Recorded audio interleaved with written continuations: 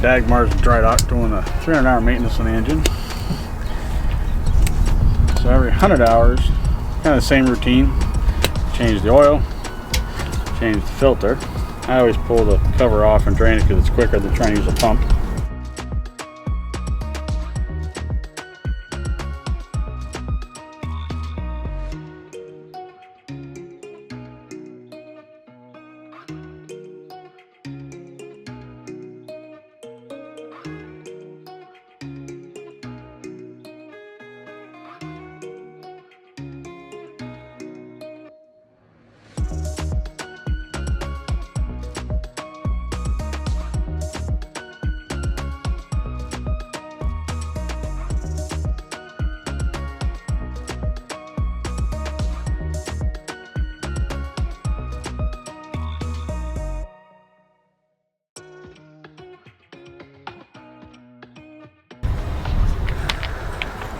Now we'll do the spark plugs.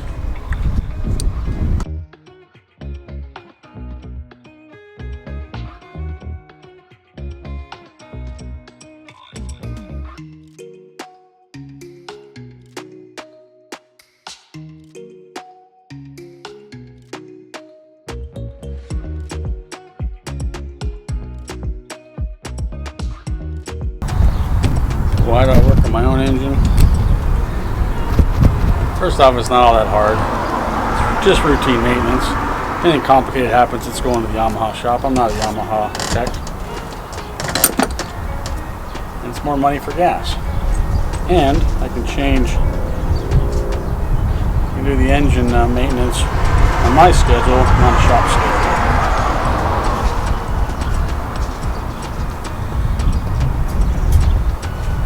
This is pretty cool. This is one of the anodes. One of the crankcase anodes that's inside the Yamaha. So this is these have to be replaced. There's 8 of them. 4 of them are easy to get to behind the electronics. The other 4, you actually are behind the head gaskets up here. You got to replace the head gaskets to get into them.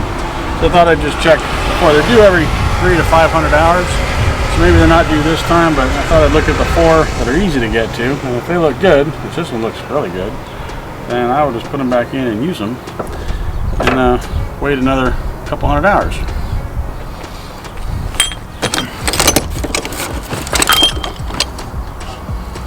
So then any normal anode.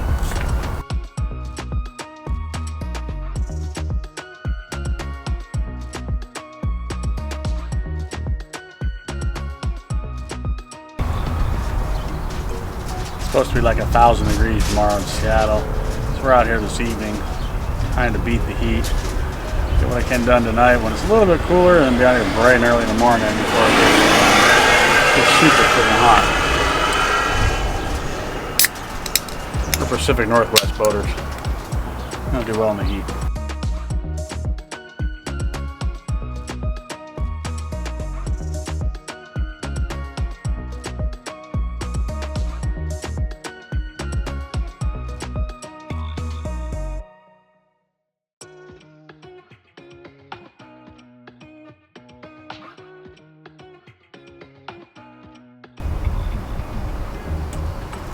These anodes actually look really good. Oh, do they? You want me to change them? Or are you going to? You found them all though? I've got 4 of them. I figure if these 4 look good, the other 4 that are harder to get to. Yeah, they're probably the same. Yeah, because these are all, they're almost brand new. That means you're doing a good job on keeping it clean, or? Means I'm flushing it really good. And you can look at that is almost brand new. It's really nice they have these engine anodes in here, because that's what's supposed to erode first, and obviously anodes are replaceable rather than the engine. One of the reasons why I like the outboard, why I was really interested in the outboard, was I can stand up back here, I can move around, I can get to stuff, I can see. If I drop something, it actually drops on the ground, not in the bilge. As much as we can run these engines, this one actually wasn't, I mean, it's still had some salt deposit, but there's still plenty of metal left. I wouldn't even say it's 10% worn. So I think the other 4 that are much harder to get to, I'm just going to skip. And I'll come back in 500 hours and then I'll just replace all of them then, because we put 300 hours on the engine in the first year, so we're running the engine a lot. And I don't see that changing for this year either. I like this because I'm not upside down, my feet sticking out like this at the top of the engine. For tools, nothing too fancy is needed, just Yamaha, so everything's metric. Decent socket set, open-ended box wrench is all you gotta need.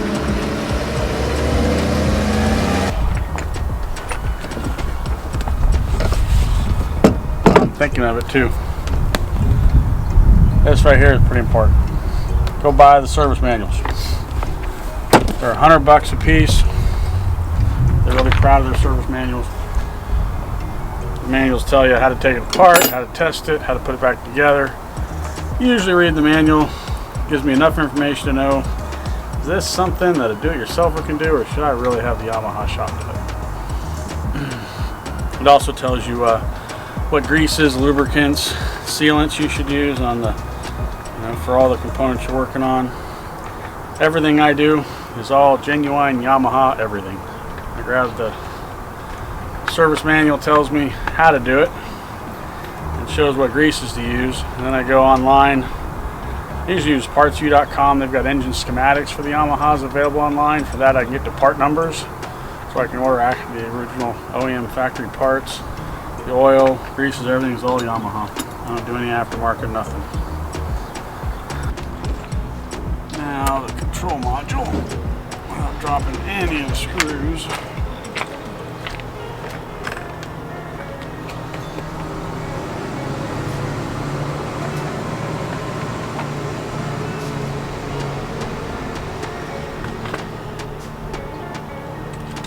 I know a lot of my other videos, everybody see me do a lot of electrical work. In the Navy and submarines, they actually send me to school to be a mechanic. I actually like electrical work better, but this stuff's actually not too bad working on the mechanical out here. This is pretty easy, just routine maintenance stuff.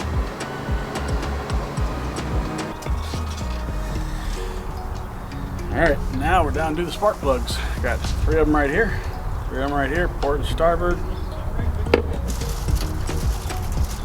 The first one I had to show you how easy these things are. Spark plugs are done every 100 hours. It's just easy to replace them. Quick disconnect on the amphenol. Pull this guy out, spark plug's right there. Pull them out, socket, put the new one in. Put a little anti-seize on them, and we're good to go. Very easy to do. Some of this I just call cheap insurance. I mean, you could probably inspect them and use spark plugs for a couple 100 hours. I don't bother. I do the work to take them out, put a new one in, move on. My time on the water is more important than trying to save a couple of dollars on parts that I already have to take out anyway. The labor is the worst part of it.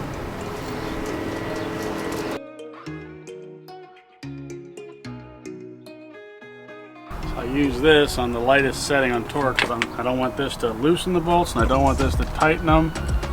I just want it to handle all the threading. And everything else I want to do by feel. I don't want to risk cross threading with a drill or any of that kind of stuff. Well, these guys look really good. It's a V6 or 6 of them. The other thing I do is after the end of every maintenance, first thing I do, I'll boat back in the water and then I go order for the next 100-hour maintenance. Takes a week or 2 for the parts to show up, sometimes 3 weeks. I don't care. And I just hold on to them until next 100-hour maintenance is due and the parts are already there waiting for me.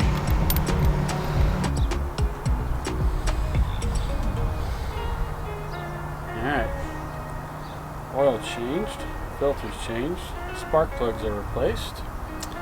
Inspected 4 of the 8 crankcase anodes and they are like 90-95% still intact, so I'm not going to mess with the other 4 that are harder to get to because they're probably the same. I'll take my chances on that. Only 300 hours in the engine anyway, so I'll look at them at 500 hours next. And now, I've got to go take the thermostats out. The other cool part, we're down here at Dagmars, our first time with a new 400 watts of solar up top, and it is just gorgeous outside. And they're expecting it to be like 1,000 degrees in Seattle here tomorrow, a heat wave coming through. I haven't hooked up to shore power at all. We got both refrigerators, we haven't shut nothing down we normally would. And batteries are 100% charged. Like, not like 98%, like 100%.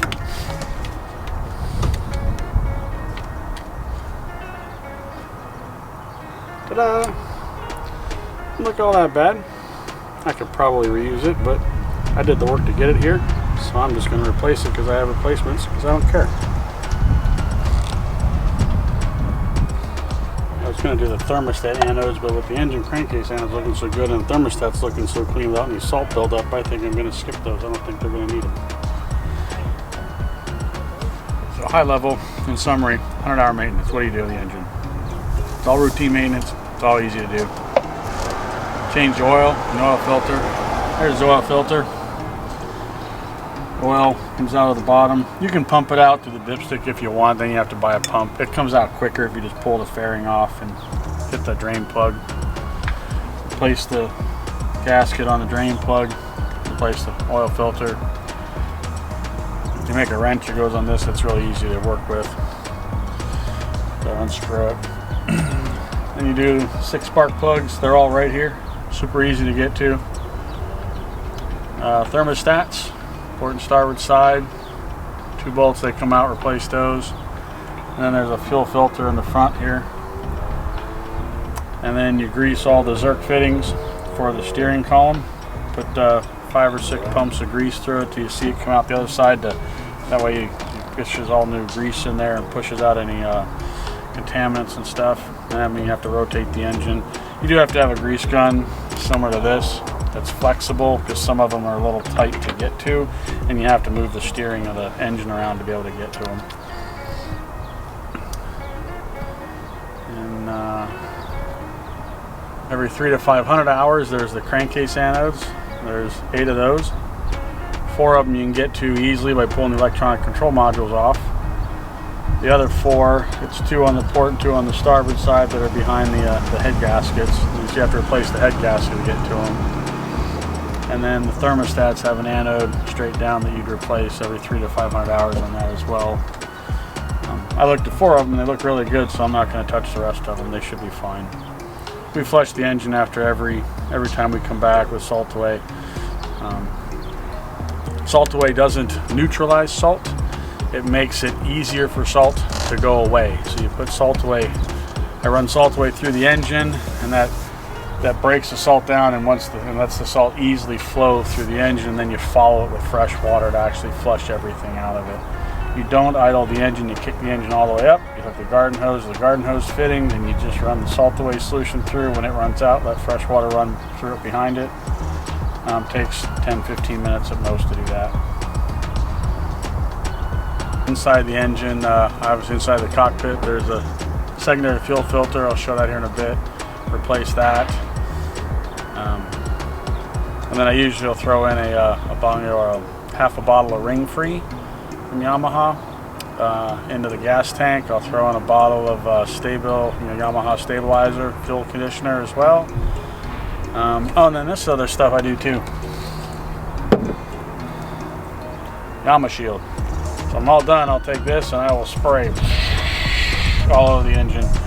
Usually I'll wait till the wind dies down to do it so it doesn't blow everywhere, but it's like a silicone spray all over the engine to help against corrosion and stuff on all the electronics and stuff all around the whole engine. Then I put the cover back on and then I'm done. And grease the Zerk fittings.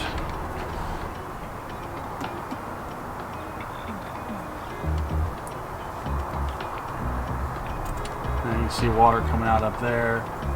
That's exactly why you do this periodically. You don't want that water seeping in there. Still you see fresh grease come out. This part always helps to have a driver to then have to turn the wheel. So you can't get to all of them within the center position. Now, can you go turn the wheel? Yep. Which way? Turn it all the way to port.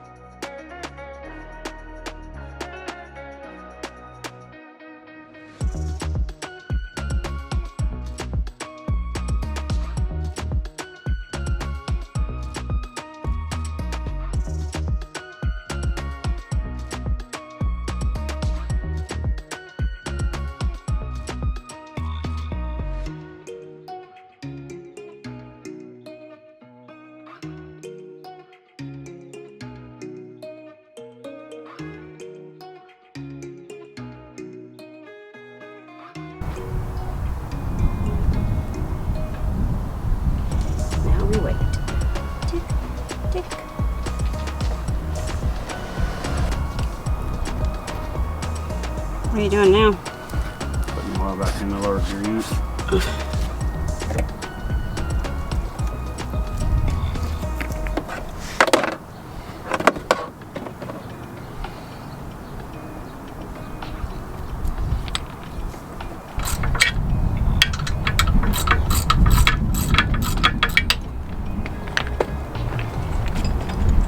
There's a rubber anode. It goes right there. Take the lower unit off, you have to pull this off. Mainly the big long screw comes down here, holds the anode in, and there's another bolt that goes right here all the way up that holds this on. So to get to that bolt, you gotta get the anode out of the way.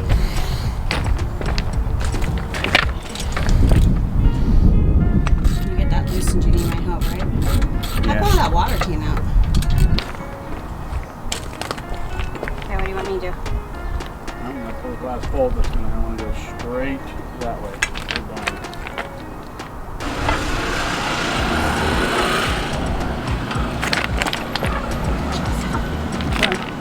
Straight down.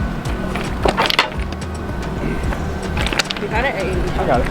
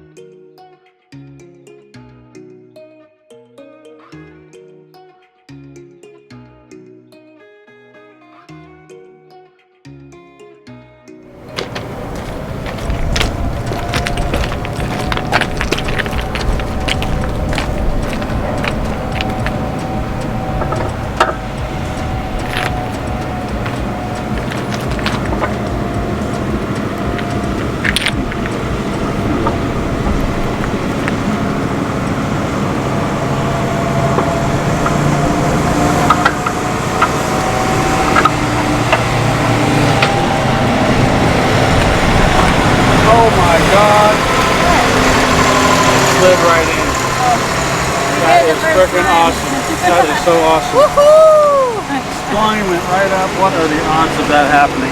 Alright, get your nuts and get your nuts.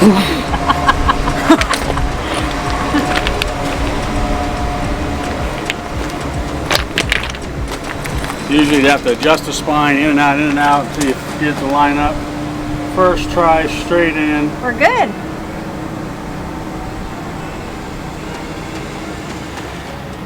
That is awesome.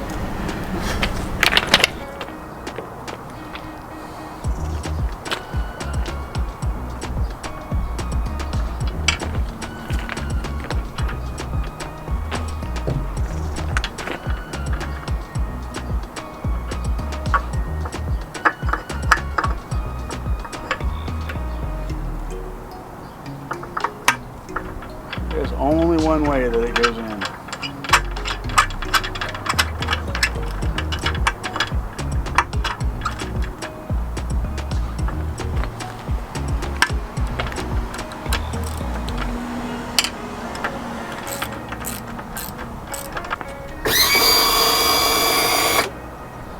Now, all we need is a wheel.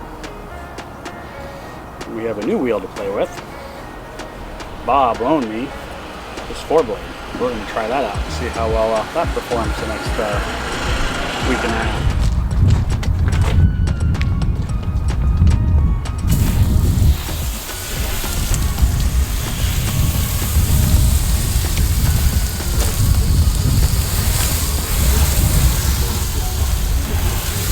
Is that camera waterproof? No, it's not. So Don't even think about it.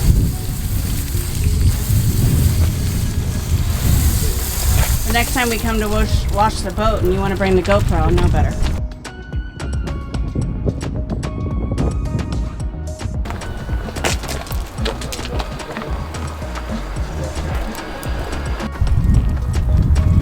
This is for tall people. The way we wash the boat.